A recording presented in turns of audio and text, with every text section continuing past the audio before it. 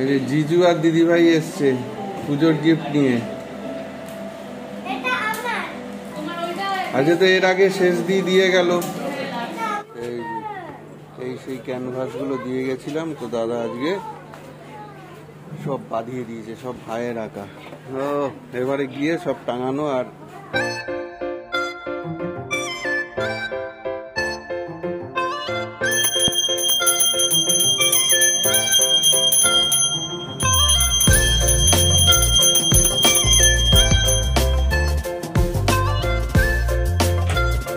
পুজো হলো।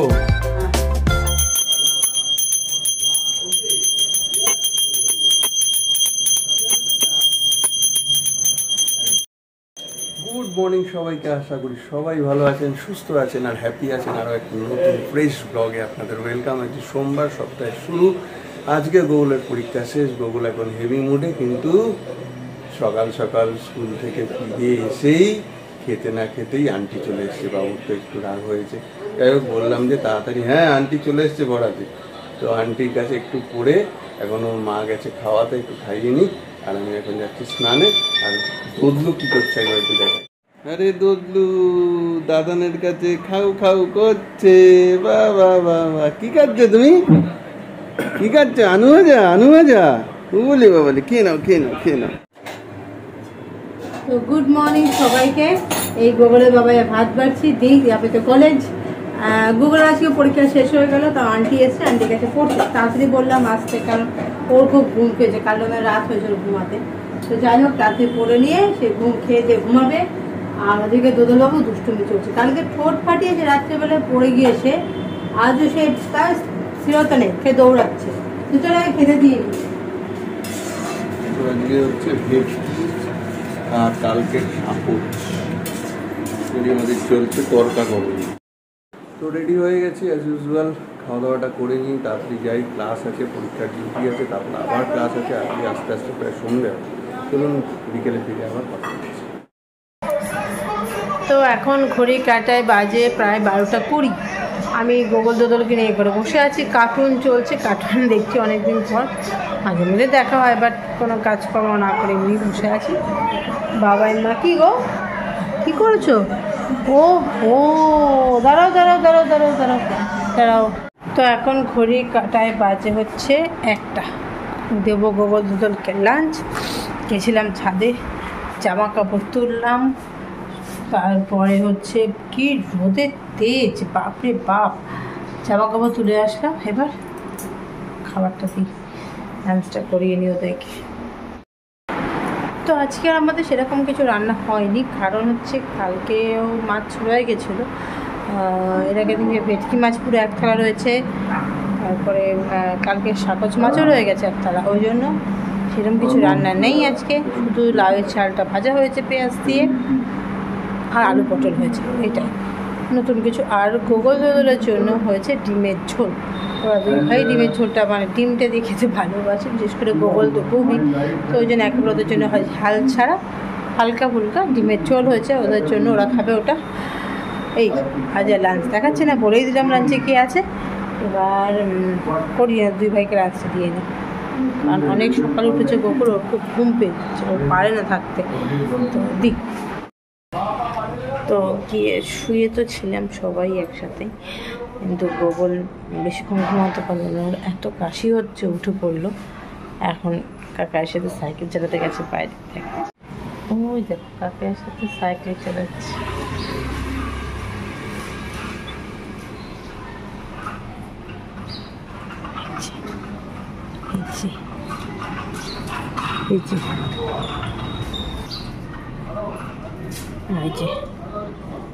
কাকার সাথে সাইকেল চালানো চলছে। যাক,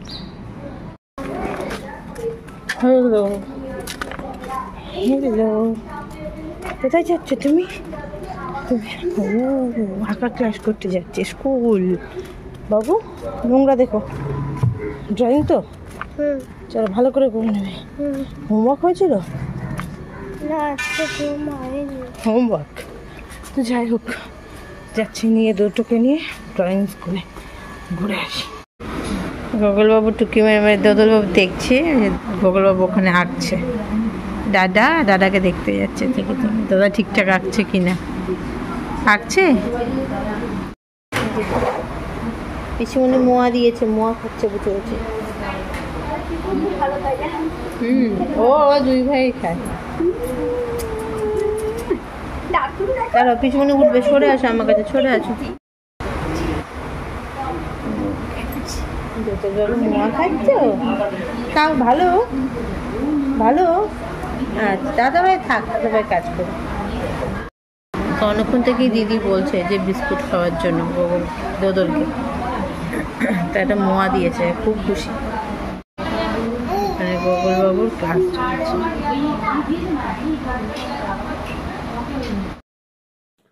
তো গুড ইভিনিং সবাইকে। এই জাস্ট ফিরলাম বাড়িতে, আজকে একটু দেরি করেই ক্লাস ছিল, ক্লাসটা শেষ করে আসলাম। আর এখন একটু ফ্রেশ ট্রেশ হই।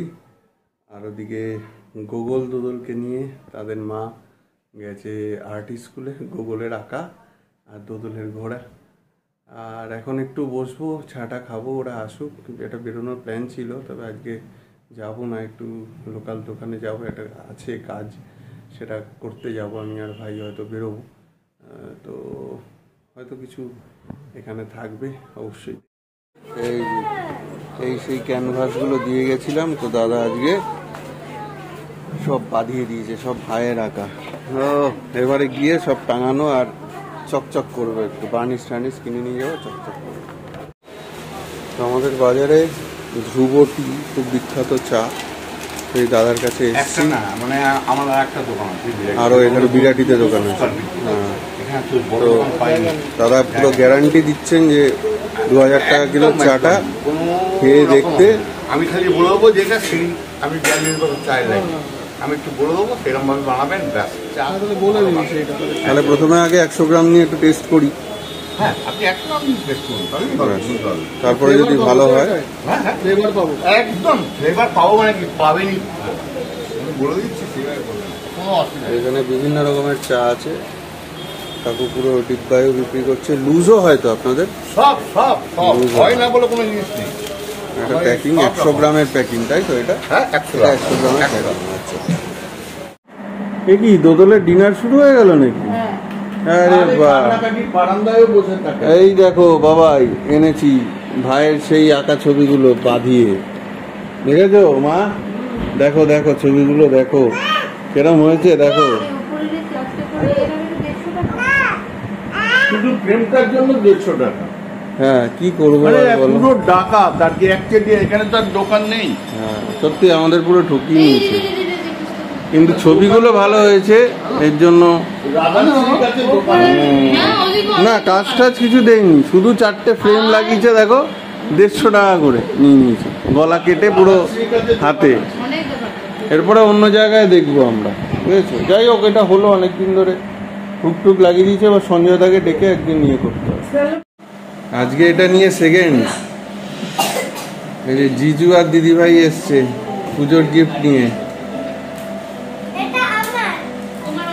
আজকে তো এর আগে শেষ দিয়ে গেল, সন্ধ্যাবেলা শেষ দিয়ে গেল, আবার রাত্রিবেলা আবার আরেকটা। Wow, very good. Thank you বলেছো? থ্যাংক ইউ বলেছো? ভাইয়েরটা দেখো, ভাইয়েরটা ভাইয়েরটা দেখাও, ভাইয়েরটা দেখাও দেখি। Wow, so nice. Thank you বলে দাও।